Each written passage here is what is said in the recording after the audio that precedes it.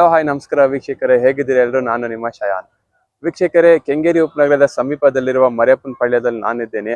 ಅಂಗಳ ಟ್ರಸ್ಟ್ ವತಿಯಿಂದ ಒಂದು ವಿಶೇಷವಾದ ಒಂದು ಕನ್ನಡ ರಾಜ್ಯೋತ್ಸವ ಕಾರ್ಯಕ್ರಮ ಹಮ್ಮಿಕೊಳ್ಳಲಾಗಿದೆ.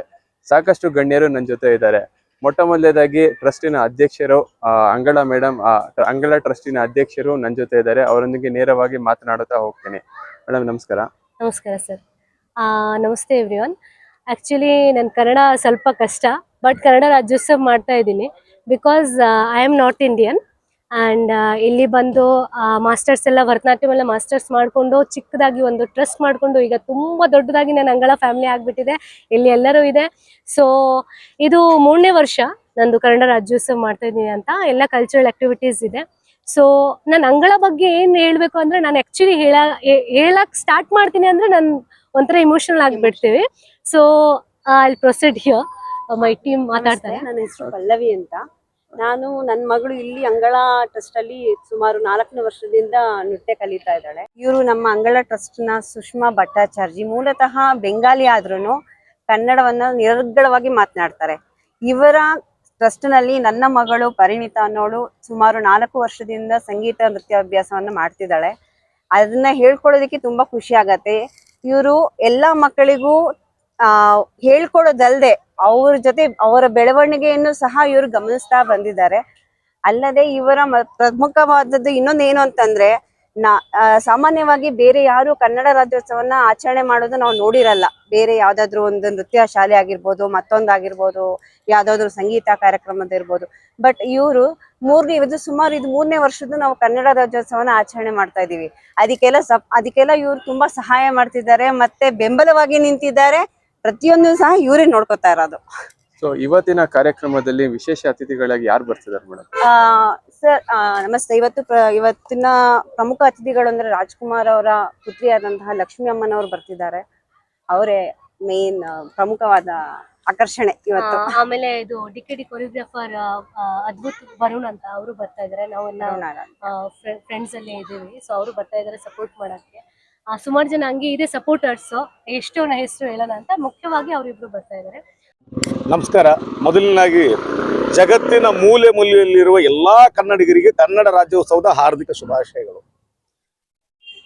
ನನ್ನ ಹೆಸರು ಅರುಣ್ ಮಾನ್ವಿ ಅಂತ. ನಾನು ಸಂಶೋಧನಾ ವಿದ್ಯಾರ್ಥಿ, ಬೆಂಗಳೂರು ವಿಶ್ವವಿದ್ಯಾಲಯ ಪ್ರದರ್ಶನ ಕಲಾ ವಿಭಾಗದಲ್ಲಿ ಸಂಶೋಧನಾ ವಿದ್ಯಾರ್ಥಿಯಾಗಿದ್ದೀನಿ. ನನ್ನ ಮಾರ್ಗದರ್ಶಕರು ಡಾಕ್ಟರ್ ಕೆ ರಾಮಕೃಷ್ಣ ಸರ್.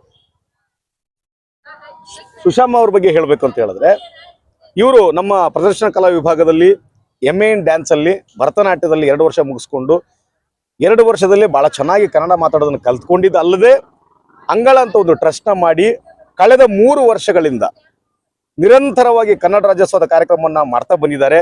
ಇವರ ಅಂಗಳದಲ್ಲಿ ಪುಟಾಣಿ ಮಕ್ಕಳಿಂದ ಹಿಡಿದು ಅವರ ತಂದೆ ತಾಯಿಗಳು ಕೂಡ ನಾಟಕ, ಹಾಡು, ನೃತ್ಯ ಎಲ್ಲವನ್ನೂ ಕೂಡ ಇಲ್ಲಿ ಕಲಿತಾ ಇದ್ದಾರೆ. ಸಾಕಷ್ಟು ಮಕ್ಕಳು ಇಲ್ಲಿ ಕಲ್ತ್ಕೊಂಡು ಹೊರಗಡೆ ಕೆಲಸ ಮಾಡ್ತಾ ಇದ್ದಾರೆ. ಈಗೂ ಸಾಕಷ್ಟು ಮಕ್ಕಳು ಇಲ್ಲಿ ಕಲಿತಾ ಇದ್ದಾರೆ. ಅಂಗಳ ಅನ್ನೋದು ಒಂದು ಕುಟುಂಬದ ತರ ಆಗಿದೆ.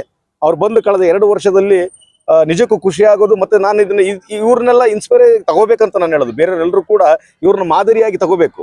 ನೋಡಿ, ಅವರು ನಾರ್ತ್ ಇಂದ ಬಂದು ಪ್ರತಿ ವರ್ಷ ಕಳೆದ 3 ವರ್ಷದಿಂದ ಇಲ್ಲಿ ಅವರು ಕನ್ನಡ ರಾಜ್ಯೋತ್ಸವನ ಮಾಡ್ತಿದ್ದಾರೆ. ಹಾಗೆ ನಮ್ಮ ನಾಡಲ್ಲಿರುವ ಎಲ್ಲರೂ ಕೂಡ ಕನ್ನಡದ ಬಗ್ಗೆ ಅಭಿಮಾನವನ್ನು ಬೆಳೆಸ್ಕೊಳ್ಳಿ. ಕನ್ನಡ ರಾಜ್ಯೋತ್ಸವದಲ್ಲಿ ತಾವೆಲ್ಲರೂ ಭಾಗಿಯಾಗಿ ಕನ್ನಡದ ಬಗ್ಗೆ ಮತ್ತಷ್ಟು ತಮ್ಗೆಲ್ರಿಗೂ ಪ್ರೀತಿ ಬರಬೇಕು ಅಂತ ಕೇಳ್ಕೊಳ್ತೀನಿ.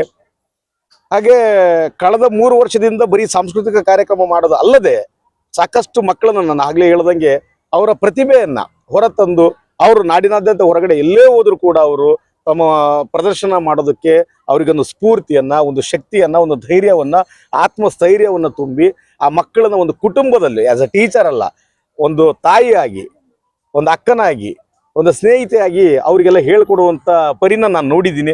ಅದು ನನಗೆ ತುಂಬಾ ಸಂತೋಷದ ವಿಷಯ.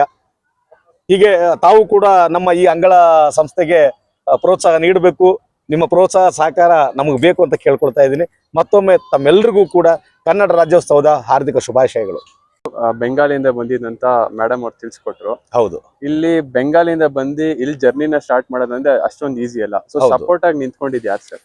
ಇಲ್ಲಿ ಸಪೋರ್ಟ್ ಆಗಿ ನಿಂತ್ಕೊಂಡಿದ್ದು ಪ್ರತಿಯೊಬ್ಬರು ಕೂಡ ಅವರ ಮಕ್ಕಳ ಪೋಷಕರೇ ಇವರಿಗೆ ತುಂಬಾ ಸಪೋರ್ಟ್ ಆಗಿ ನಿಂತ್ಕೊಂಡಿರೋದು. ಯಾರ ಮಕ್ಕಳನ್ನ ಇಲ್ಲಿ ಅವ್ರು ಅಡ್ಮಿಷನ್ ಮಾಡಿಸಿದ್ರು, ಅವ್ರ ತಂದೆ ತಾಯಿಗಳು ಅವ್ರ ಕೋರ್ಸ್ ಮುಗಿದ ಕೂಡಲೇ ಅಥವಾ ಅವ್ರದ್ದು ಏನೋ ಒಂದು ಅವಧಿ ಇರುತ್ತಲ್ಲ, ಕಲ್ತ್ ಕೂಡಲೇ ಅಲ್ಲಿಂದ ಹೋಗ್ಲಿಲ್ಲ. ಅವರು ಅವರೆಲ್ಲರೂ ಇವತ್ತಿಗೂ ಅವ್ರ ಜೊತೆಲಿ ನಿಂತ್ಕೊಂಡಿದ್ದಾರೆ, ಒಂದು ಕುಟುಂಬವಾಗಿ ನಿಂತ್ಕೊಂಡಿದ್ದಾರೆ. ಪ್ರತಿ ವರ್ಷ ಅವರೆಲ್ಲರೂ ಸೇರ್ಕೊಂಡು ಈ ಕಾರ್ಯಕ್ರಮವನ್ನು ಮಾಡುವಂಥದ್ದು. ಸೊ ಫ್ಯಾಮಿಲಿ ಕಡೆಯಿಂದ ಸಪೋರ್ಟ್ ಹೇಗಿದೆ ಸರ್?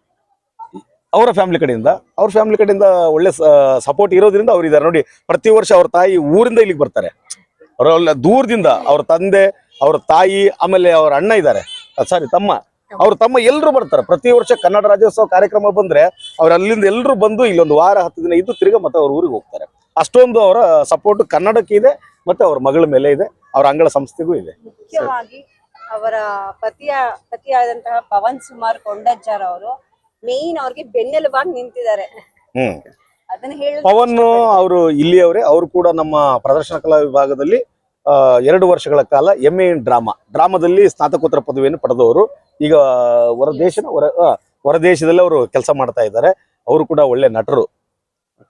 ಅವರು ಕೂಡ ನಿರಂತರವಾಗಿ ಅವರಿಗೆ ಸಪೋರ್ಟ್ ಮಾಡ್ತಾ ಬಂದಿದ್ದಾರೆ. ರೀತಿಯಾಗಿ ಡ್ಯಾನ್ಸ್ ಅಲ್ಲಿ ಡಿಫ್ರೆಂಟ್ ಫಾರ್ಮ್ಸ್ ಬರುತ್ತೆ, ಭರತನಾಟ್ಯಂ ಬರುತ್ತೆ.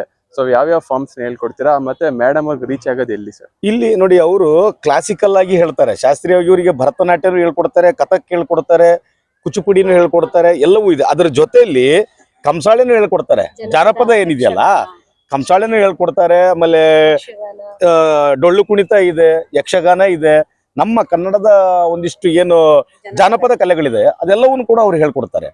ಸೊ ಅಡ್ರೆಸ್ ಎಲ್ಲಿ ಬರುತ್ತೆ ಸರ್ ಇದು? ಇದು ಜ್ಞಾನ ಗಣಪತಿ ದೇವಸ್ಥಾನ, ಮರಿಯಪ್ಪನ ಪಾಳ್ಯ, 2ನೇ ಮುಖ್ಯ ರಸ್ತೆ. ಓಕೆ ವೀಕ್ಷಕರೇ, ನೋಡಿದ್ರೆಲ್ಲ ಇದಾಗಿತ್ತು ಅಂಗಳ ಸಂಸ್ಥೆಯಲ್ಲಿ ಅಲ್ಲಿ ಸದಸ್ಯರುಗಳ ಮಾತು. ಸಾಕಷ್ಟು ಮಾಹಿತಿಯನ್ನ ಕೊಟ್ಟಿದ್ದಾರೆ. ಕರ್ನಾಟಕದಲ್ಲಿದ್ದು ಸಾಕಷ್ಟು ಜನ ಕನ್ನಡವನ್ನು ಕಲಿಯಲ್ಲ, ಅಂಥವ್ರಿಗೆಲ್ಲ ಮೇಡಮ್ ಅವ್ರು ಸ್ಫೂರ್ತಿಯಾಗಿ ನಿಂತ್ಕೊಂಡಿದ್ದಾರೆ. ನಮಸ್ತೆ. ಈಗ ಇಲ್ಲಿ ನಮ್ಮ ಕೆಂಗೇರಿ ಉಪನಗರ ಮರಿಯಪ್ಪನ ಪಾಳ್ಯದಲ್ಲಿ ತಾವು ಕನ್ನಡ ರಾಜ್ಯೋತ್ಸವಕ್ಕೆ ಆಗಮಿಸಿದ್ದೀರಾ. ಹೇಗೆ ಅನಿಸ್ತಾ ಇದೆ? ಏನು ಹೇಳಕ್ಕೆ ಬಯಸ್ತೀರಾ? ನಮ್ಗೆ ಅಣ್ಣವ್ರು ನೋಡ್ದಂಗೆ ಆಗುತ್ತೆ, ಅಣ್ಣವ್ರು ಬಂದಂಗೆ ಆಗ್ತಾ ಇದೆ. ಇಲ್ಲಿ ತುಂಬ ಖುಷಿ ಆಗುತ್ತೆ. ಮಕ್ಕಳು ದಿನಾಚರಣೆ ಇದ್ದಾರೆ, ಮತ್ತು ರಾಜ್ಯೋತ್ಸವದಲ್ಲಿ ನಿಮ್ಮನ್ನು ನೋಡೋಂಥ ಸೌಭಾಗ್ಯ ದೇವರು ಕಲ್ಪಿಸ್ಕೊಟ್ಟಿದ್ದಾರೆ. ತುಂಬ ಖುಷಿ ಆಯಿತು. ಮತ್ತು ಏನು ಹೇಳಕ್ಕೆ ಬಯಸ್ತೀರಾ ಈ ಪೀಳಿಗೆ? ನೀವು ಎಲ್ಲ ಒಳ್ಳೆಯದಾಗಿ ನಡ್ಕೊಂಡೋಗಿ ಸ್ಕೂಲಲ್ಲಿ ಏನು ಹೇಳ್ಕೊಡ್ತಾರೆ ಅದನ್ನು ಕರೆಕ್ಟಾಗಿ ಕಲಿತು ಮುಂದೆ ಸಾಧನೆ ಮಾಡ್ತಾ ಹೋಗ್ತೀವಿ. ಯಾಕಂದರೆ ಎಲ್ಲೋ ಒಂದು ಕಡೆ ಕನ್ನಡ ಹಾರಿ ಹೋಗ್ತಾ ಇದೆ, ಎಲ್ಲಿ ನೋಡಿದ್ರು ಆಂಗ್ಲ ಭಾಷೆ ಜಾಸ್ತಿ ಓಡಾಡ್ತಾ ಇದೆ. ಅಣ್ಣವರು ಅಪ್ಪವರು ಕನ್ನಡ ಅಂತ ಓಡಾಡಿ ಕರ್ನಾಟಕಕ್ಕೆ ಒಂದು ಒಳ್ಳೆ ಇದು ತಂದು ಕೊಟ್ಟರು. ಈಗ ತಾವು ಏನು ಹೇಳಕ್ಕೆ ಬಯಸ್ತೀರಾ ಈ ಕಾಲದ ಯೂತ್ಸ್ಗೆ? ಕನ್ನಡ ಕಡ್ಡಾಯವಾಗಿ ಕಲಿಬೇಕು, ಮುಂದೆ ತಗೊಂಡೋಗ್ಬೇಕು ಕನ್ನಡನ. ಯಾಕಂದರೆ ಈ ರಾಜ್ಯೋತ್ಸವ ಎಲ್ಲ ಕಡೆ ಮಾಡ್ತಾ ಇದ್ದಾರೆ, ತುಂಬ ಖುಷಿ ಆಗ್ತಾ ಇದೆ. ಅದರಿಂದ ಕನ್ನಡ ಉಳಿದೇ ಉಳಿಯುತ್ತೆ.